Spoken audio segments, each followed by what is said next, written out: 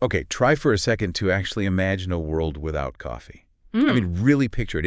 It's almost impossible, right? It really is that smell, that ritual. It's just so deeply embedded in our daily lives now. Absolutely. That dark, rich liquid, it feels like the engine of modern life sometimes. It sets the pace for our mornings, fuels late nights, powers And conversations. the aroma itself, it's everywhere, woven into city life, from London to Lima. It's become the ultimate global drink, the Yeah. ultimate commodity almost. Yeah, it has.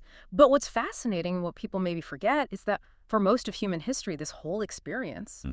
it just didn't exist outside one tiny corner of the world. Right, that specific taste, that feeling, that buzz, completely unknown. Exactly. The idea that this bitter little bean from a small shrub could end up conquering continents, changing history, it's kind of remarkable when you stop and think about it. It really is.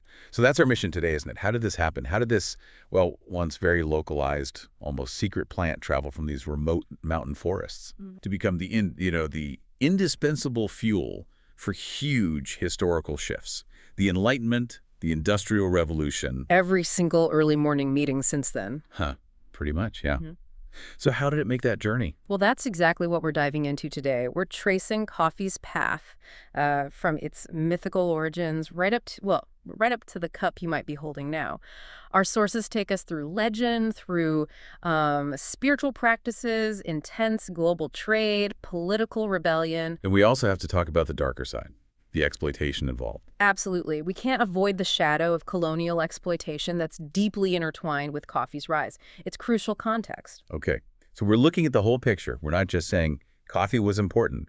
We're digging into how its trade, its consumption fundamentally reshaped things, global commerce, society itself. Exactly. We'll get into the specifics, Yeah. tales of popes, the price of entry to London coffee houses, even the specific type of bean that changed everything. Sounds like quite a journey. Let's get started. Where does the story kick off? Ethiopia. Pretty much, yeah. Every great history needs a good origin story, right? And coffee well, it's a classic. We need to go back, way back, maybe about 1,000 years ago, give or take, to the highlands of Ethiopia. Okay. And the main character. A young goat herder. His name, according to the legend, was Kaldi. Kaldi and his goats. I think I've heard this one. It's the foundational myth, Oh, yeah. and like all good myths, it blends observation with a bit of accidental discovery. So the story goes, Kaldi's out with his flock, and he notices something odd. His goats are acting strangely energetic after munching on these small, bright red berries from a particular type of bush. Energetic how? Well, the sources describe them as leaping and jumping with wild energy. Basically, they're unusually frisky, full of beans, you could say. Ah, literally full of beans. Okay, so that initial effect, that vitality, that's the key observation. Precisely. Kaldi, naturally curious, sees this. Maybe he's tired himself after a long day, so Sure. he decides, why not? He tries the berries himself, and boom, he feels this immediate rush. Energy, alertness, it helps him stay awake. Okay, so he discovers the raw effect. Mhm. But that's not coffee as we know it yet, right? Raw berries. Not at all. The next step is crucial, and it involves a local monastery. Kaldi, excited by his discovery, takes these berries to the monks. Maybe he thinks it's divinely inspired, or maybe he's just looking for an explanation. And the monks? Were they thrilled? Not initially, no. The legend says they were pretty skeptical, maybe even suspicious. These wild berries making goats dance and keeping people awake, it sounded a bit worldly, perhaps, or even dangerous. So what did they do? This is the pivotal moment, the happy accident. In their, let's say, frustration or maybe disdain, they apparently threw the berries into a fire, trying to get rid of them, destroy them. Ah, okay. But fire plus coffee beans. Exactly. They didn't know it, but they just invented roasting. The heat didn't destroy the seeds inside the berries. It transformed them. Chemical reactions kicked off. And the smell. Oh, yeah. Suddenly the monastery fills with this incredible, unforgettable aroma. Rich, intoxicating, something totally new. That smell instantly changed their minds. I can believe that. The smell of roasting coffee is powerful. Totally. So they quickly rake these now roasted beans out of the embers, probably crush them up somehow, maybe with stones initially, and mix the grounds with hot water. They wanted to capture that amazing smell, that essence. And that, right there, that's basically the first intentional cup of coffee, born from skepticism and fire. Pretty much. And even if the Kaldi story is, more legend than literal fact, it perfectly captures the core elements. Accidental discovery, the initial effect of energy, and the crucial role of roasting in unlocking its potential. And that core effect, wakefulness, energy, that's what gives it legs, right? Allows it to travel. Precisely. It wasn't going to stay contained in Ethiopia for long. Its properties were just too useful. So where does it go next? Across the Red Sea. Exactly. The next major chapter unfolds in Yemen, particularly around the port of Mocha. Yes, that were probably around the 15th century. And this move is critical because in Yemen, coffee finds a deep cultural purpose. Okay, beyond just keeping goat herders awake, what purpose? It gets adopted primarily within Sufi circles, Sufi mystics. They embraced this drink, which they started calling kawa. Kawa. And it became vital for their practices. Sufis engaged in these long nights of prayer, meditations, spiritual chanting known as dhikr. Staying awake and focused was essential. And kawa helped them do that. It was a tool for spiritual endurance. It absolutely was. The name itself, kawa, is interesting. It originally might have referred to a type of wine, or generally meant that which prevents sleep, but it acquired this powerful connotation, the wine of Islam. The wine of Islam. That's a really significant framing. It is. Because Islam prohibits alcohol, kawa offered a permissible way to achieve a kind of stimulation, social bonding, and focus, but without intoxication. It was the perfect substitute. Social, communal, stimulating, but religiously acceptable. You could see how that would get. And it did. Its utility meant it spread beyond the monasteries out into the growing cities of the Islamic world, Mecca, Cairo, Damascus, and eventually the big one, Constantinople, or Istanbul. And when it hits the cities, its role changes again, doesn't it? It becomes more social, more public. Massively so. This is where we see the birth of the coffee house, the kahvekhana. The schools of the wise. That's the nickname they earned, yeah. And we really can't overstate how revolutionary these places were. They weren't just shops selling a drink. They became vital social institutions. The sources call them hubs of conversation, poetry, music, and politics. So picture the scene. 16th century, say, in Constantinople, people from different walks of life, merchants, scholars, artists, soldiers, they could gather somewhere other than the mosque or the palace. Right, a neutral public space. And just talk, debate things. Religion, science, news, philosophy, all fueled by cups of this stimulating new drink. It was a ferment of ideas. The nickname Schools of the Wise wasn't just flowery language, it reflected their function. They were, in effect, the first real public sphere for open debate in many of these cities, sort of intellectually democratic. Democratic how? Well, pretty much anyone with the price of a coffee could go in, listen, and potentially join the conversation. It leveled the playing field a bit, intellectually speaking. But that kind of free-flowing debate, especially involving politics and religion, that must have made some people nervous. Oh, extremely nervous. The authorities, religious leaders, government officials quickly saw these coffee houses as potential trouble spots, breeding grounds for dissent, even rebellion. Why? Because they fostered independent thinking. People mixing who shouldn't be mixing. Both. Free thought, the exchange of potentially radical ideas, and the simple fact that different social classes were mingling and talking politics, that was seen as dangerous, raising fears of organized revolt. It's ironic, isn't it? How? A drink first used for quiet contemplation by monks becomes the fuel for political chatter and potential unrest. It's a recurring theme in coffee's history. And because of this perceived threat, there were repeated attempts to ban coffee and shut down the coffee houses. In Mecca, Cairo, the Ottoman Empire, rulers tried again and again. Did the ban stick? Never for long. They'd try suppression raids, high taxes, outright closures, sometimes violently. But our sources are clear. Coffee was just too popular. The demand for the drink, for the social space, for the intellectual buzz, it was overwhelming. The public wanted their coffee in their coffee houses. Pretty much. Any attempt to ban it was ultimately a losing battle. It kept coming back, becoming legalized again. So trying to control it was like trying to bottle up an idea, especially when literally fueled by caffeine. Exactly. And this constant bubbling demand, this inability of authorities in the East to contain it, really signals that it's ready for its next big leap, westward. Okay, so coffee's proven unstoppable in the East. Now it heads to Europe. When does that happen? Around the 1600s. That's right, the 17th century. European travelers, merchants, diplomats, people who had spent time in the Ottoman lands that encountered coffee, maybe developed a taste for it. And the main entry point into Europe was, unsurprisingly, Venice. Makes sense. Yeah. Venice was the great trading hub, the bridge between East and West at the time. Precisely. They had extensive trade networks throughout the Mediterranean and into the Near East. So coffee beans started trickling into Venice. Was it an immediate hit? Did Europeans embrace it right away? Not exactly. There was actually a lot of suspicion, even hostility initially. Remember, this was a drink associated with their rivals, the Ottomans, the infidels. Ah, right. The cultural baggage. Exactly. It looked strange, dark, murky. It tasted bitter, strong, unlike anything they were used to. And it had this effect, this stimulating effect they didn't quite understand. So skepticism, was there outright opposition? Oh, yes. Serious opposition. Some religious critics, particularly within the Catholic Church, were deeply wary. They started calling for it to be banned, even denounced it with this very dramatic label, the bitter invention of Satan. Wow, the bitter invention of Satan. They really thought it was evil. Some genuinely seemed to. They saw it as a potential tool of the devil, maybe a plot to corrupt Christian society imported from the Muslim world. So this sets up a major conflict. How was it resolved? This feels like a make-or-break moment for coffee in Europe. It absolutely was, and it led to this incredible, almost legendary incident involving the Pope himself, Pope Clement VIII, around the turn of the 17th century. What happened? His advisors, echoing those fears, formally petitioned him to condemn coffee, to ban it for all Christians, put the church's official stamp of disapproval on it. Okay, high stakes. Very. But Pope Clement apparently took a rather pragmatic approach. Instead of just relying on hearsay and prejudice about this satanic drink, he insisted on, well, judging it for himself. He wanted to taste it first. He actually tried the devil's brew. According to the story, yes. They prepared him a cup, and he took a sip. Yeah. He loved it. The story goes he found it so delicious, so invigorating, that he declared something along the lines of, "This devil's drink is so delicious, we should cheat the devil by baptizing it." Or, "It would be a pity to let the infidels have exclusive use of it." Huh.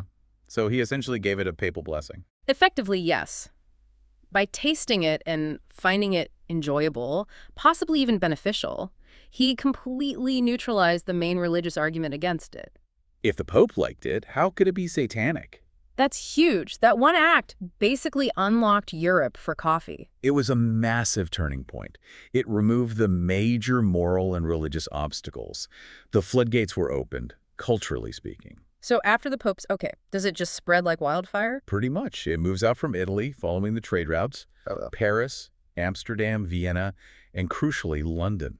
Major cities across Europe start developing a taste for it. But getting the beans there must have still been a challenge, right? It's coming all the way from Yemen, mostly. That's a really important point. Acceptance was one thing, logistics was another. Coffee was still an expensive imported luxury good. Transporting it safely over those distances, maintaining quality, it required significant infrastructure, shipping, financing. So the demand had to be strong enough to justify building that whole supply chain. And it was. The desire for coffee grew so rapidly that the commercial networks adapted and expanded to meet it. It became a valuable commodity-driving trade. And you mentioned London specifically. Did coffee take root there in a particular way? Oh, absolutely. London in the later 17th and early 18th centuries became the absolute epicenter of coffee house culture in Europe. So much so that its coffee houses earned a very specific, very revealing nickname. Which was? Penny universities. Penny universities. Yeah. Unpack that. Why university and why a penny? It perfectly captures their function. The penny was literally the price of admission. For 1 penny, you could buy a cup of coffee, which entitled you to a seat in the coffee house for potentially hours. Okay, cheap entry. But university. Because once inside, you gained access to this incredible open marketplace of ideas you could sit and listen to or even participate in conversations with some of the brightest minds of the age.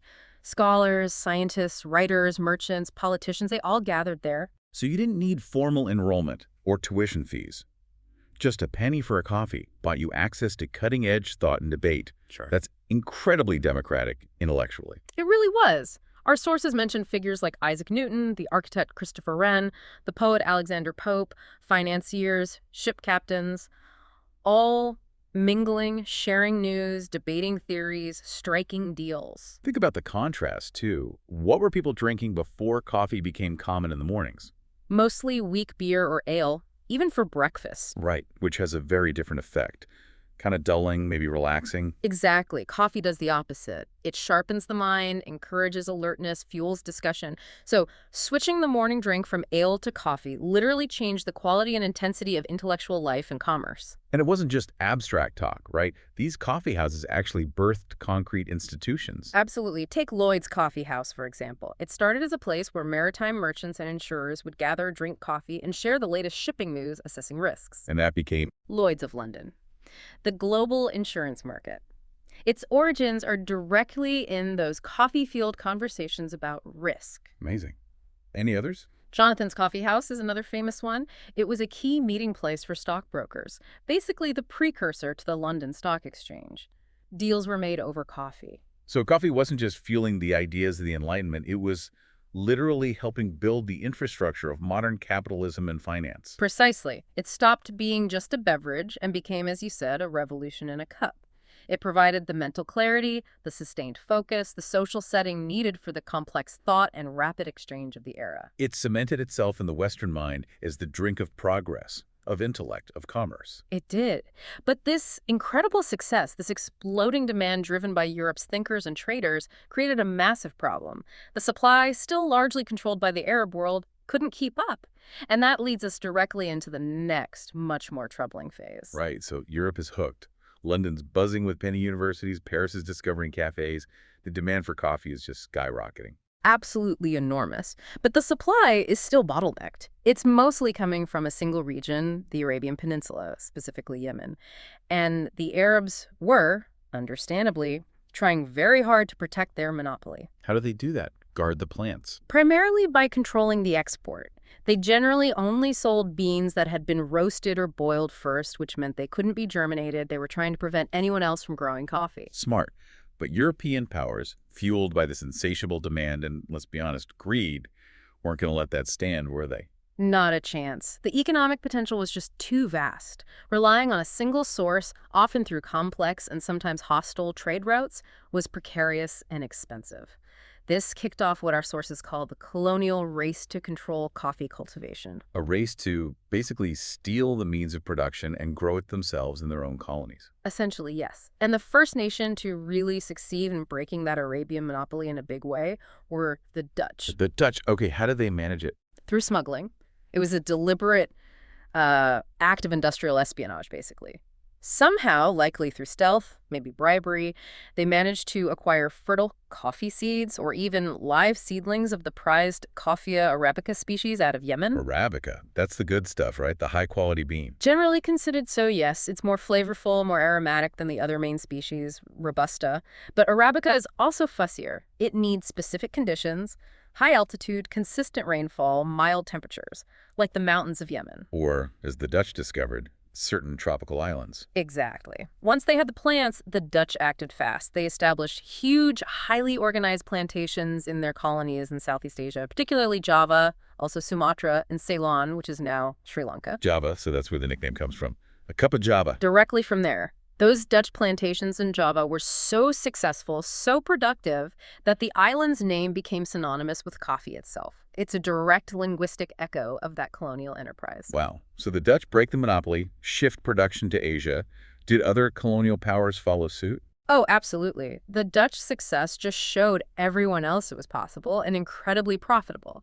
The French were next. They managed to get coffee plants possibly obtained from the Dutch, or maybe through their own smuggling efforts, to their Caribbean colonies. Martinique is often cited as the key starting point. So coffee takes root in the Americas via the French. Yes. And then came the Portuguese, who introduced coffee to Brazil. There's another colorful, possibly apocryphal story here about a Portuguese official named Francisco de Melo Paleta. Go on. Legend says he was sent to French Guiana to mediate a border dispute, but his real mission was to get coffee seedlings. The French governor refused. So Paleta allegedly charmed the governor's wife, who then supposedly gave him a farewell bouquet of flowers with fertile coffee seeds hidden inside. A bit of romantic espionage for the sake of coffee. Whether it's true or not, the seeds got to Brazil. They did. And Brazil turned out to be almost perfectly suited for coffee cultivation on a massive scale, especially in areas like Minas Gerais and São Paulo. The climate, the soil, it just took off. How successful was it in Brazil? Astronomically. By the 18th century, and certainly dominating by the 19th, Brazil became the undisputed coffee capital of the world. It produced a huge percentage of the global supply, vast tracts of land converted purely to coffee monoculture. Okay, so the European powers achieved their goal. They secured their supply lines, broke the monopoly, and created these massive production centers in their colonies. Java, the Caribbean, Brazil. They did, but this is exactly where we have to pivot. We have to confront, as our sources insist, the darker side of this story. The human cost. The immense human cost.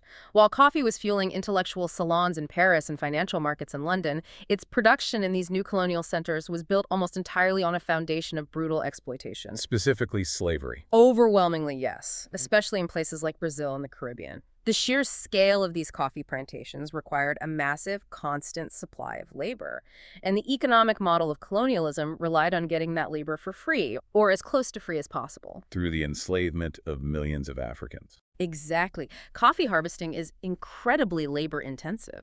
Picking the ripe cherries by hand, processing them, drying them, sorting them. It's back-breaking work, especially under tropical conditions on enormous estates. The profit margins that made European merchants and consumers wealthy were squeezed directly from the stolen lives and labor of enslaved people. So the very drink-fueling discussions about liberty, equality, and human rights in Europe Was simultaneously a primary economic engine driving one of the most horrific systems of oppression in human history. It's a profound and deeply uncomfortable contradiction. the bitter truth, as the sources call it. It is. The wealth generated by coffee wasn't just about finance. It built and reinforced deeply unequal global power structures. The colonial system ensured that the countries growing the coffee had virtually no control over its price or trade. All the value was extracted and flowed north to Europe and North America. And it's crucial to understand this isn't just dusty history, right? The legacy of this system. It absolutely echoes today. The sources emphasize this. Issues around land ownership, poverty-level wages for coffee farmers, exploitative labor practices, the economic vulnerability of coffee-dependent nations. Many of these problems have their roots directly in this colonial history. So the structure established then still shapes the coffee trade now. In many ways, yes, and that reality, that historical weight, is precisely what the more recent movements in coffee consumption are trying, in some ways, to address. Okay, so we've seen coffee fuel enlightenment and empire, but also profound exploitation. Moving into the 20th century, how does coffee continue to evolve? Well, the 20th century brings more massive shifts, mainly driven by industrialization, convenience, and then a kind of cultural standardization followed by a reaction against it. Let's start with convenience. What was the big innovation there? Instant coffee. That was a game changer in terms of accessibility. Developed initially with military needs in mind, getting caffeine to soldiers quickly and easily in the field. Right, practical application. It then exploded into the civilian market. Busy workers, travelers, people at home. Suddenly you could have coffee anywhere, anytime, just by adding hot water. No brewing equipment needed. It democratized coffee consumption even further, though arguably at the cost of flavor for many. Solved the portability problem. Right. But then taste starts to make a comeback, right? People wanted something better than instant. Exactly. Post-World War II, especially influenced by Italian culture, we see the rise of espresso.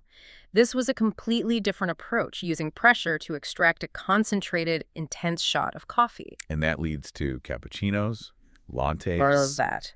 Espresso machines started appearing in cafes, first in Italy, then spreading globally.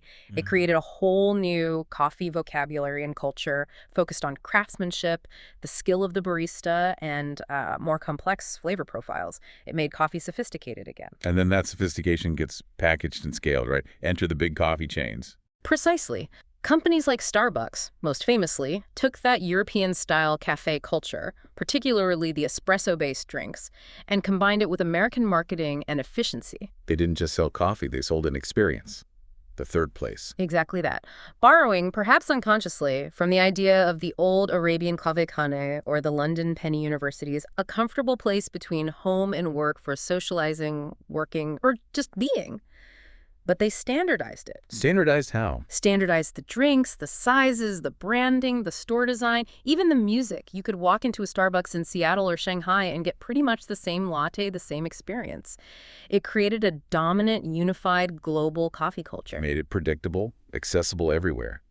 But has there been a pushback against that standardization? Yes, Significantly so in recent decades. We've seen a powerful movement that's brought many consumers full circle back towards appreciating coffee's origins and its complexities, both in terms of flavor and ethics. What defines this new movement? What are people looking for now? Transparency is a huge part of it.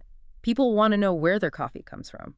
Not just Colombia or Ethiopia, but specific farms, specific regions. It's a rejection of the anonymous, homogenized blend. And this ties into quality. Absolutely. There's a huge appreciation now for single origin beans. This brings us back to something we touched on, terroir. Right. Can you explain that a bit more for us, terroir? Sure. Terroir is a term borrowed from wine, but it applies perfectly to coffee. It refers to the complete environment where the coffee is grown, specific soil composition, the altitude, the climate, the amount of sun and rain, even the other plants growing nearby. Okay. All these factors together create a unique fingerprint on the beans grown there. So when you drink a single origin coffee from, say, a specific estate in Yirgacheffe, Ethiopia, you're tasting the unique expression of that specific place. The distinct floral notes, the acidity, the body, it's all shaped by its terroir. So celebrating single origin is celebrating that uniqueness, that sense of place? Exactly. It's the opposite of a standardized blend designed to taste the same everywhere, every time. It's about appreciating diversity and nuance. And this focus on origin and quality, it connects directly back to the ethical concerns we discussed, right? The legacy of exploitation. It has to. You can't really talk about appreciating the unique work of a specific farmer or cooperative without also considering how they're treated and compensated.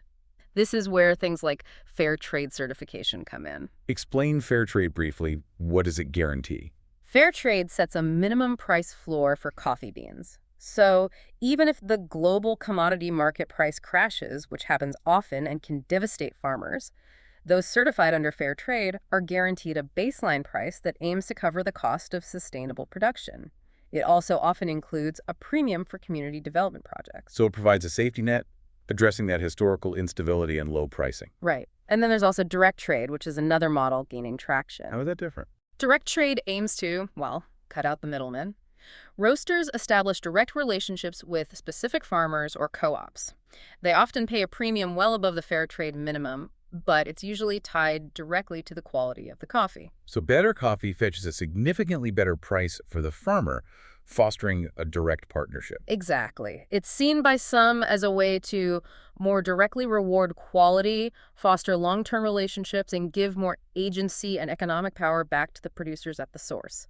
It's an attempt to really acknowledge the skill and labor involved in producing exceptional coffee. It feels like an attempt to rewrite that colonial dynamic, shifting value back to the origin. That's certainly the goal for many involved in it. It's about recognizing that a truly great cup of coffee depends on sustainability and respect all the way down the chain. So from that accidental discovery by Caldi's goats, through spiritual practice, fueling revolutions, driving exploitation, and now sparking this movement for quality and ethics, coffee's power just endures, doesn't it? It really does. It constantly reflects and shapes the world around it. It's a simple bean with an incredibly complex story. Hashtag tag outro.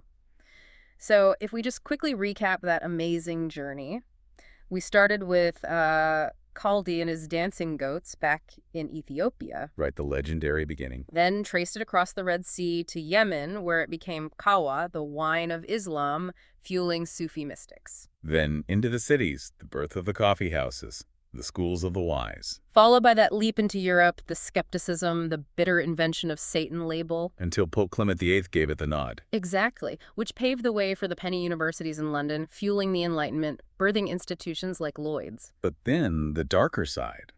The colonial race, smuggling, the massive plantations in Java, the Caribbean, Brazil. Built on the backs of enslaved and exploited people, a really bitter truth behind the brew. And finally bringing us to the modern era. Instant coffee, espresso culture, global chains, and now this return, this full circle movement towards single origins, ethical sourcing, appreciating the terroir. It's an absolutely extraordinary history for a single commodity. It's been a catalyst for connection, for commerce, for intellectual booms, and sadly, for profound suffering, too. It really holds up a mirror to human history, the good and the bad. It does. So maybe the actionable insight for you listening right now is this. The next time you pick up your mug, pause for just a second, breathe in that aroma. When you take that sip, try to recognize you're not just drinking a beverage. You're participating in a ritual hundreds of years old. You're connecting to cultures across continents. You are, in a very real sense, tasting history. That's a great way to put it. And maybe a final thought to leave you with, something to chew on, which builds directly on that tension we uncovered. We talked about this core conflict. Coffee as the fuel for intellectual freedom, for radical thought in those penny universities, versus coffee as a key commodity driving brutal colonial exploitation and forced labor, like in Brazil. Freedom for the consumer, unfreedom for the producer. A stark contrast. So the question for you is, how does that fundamental tension still play out today? When you make choices about the coffee you buy, thinking about fair trade, direct trade, sustainability, corporate practices, how is that historical conflict between liberation and exploitation still present, still shaping our world, still brewing right there in your cup?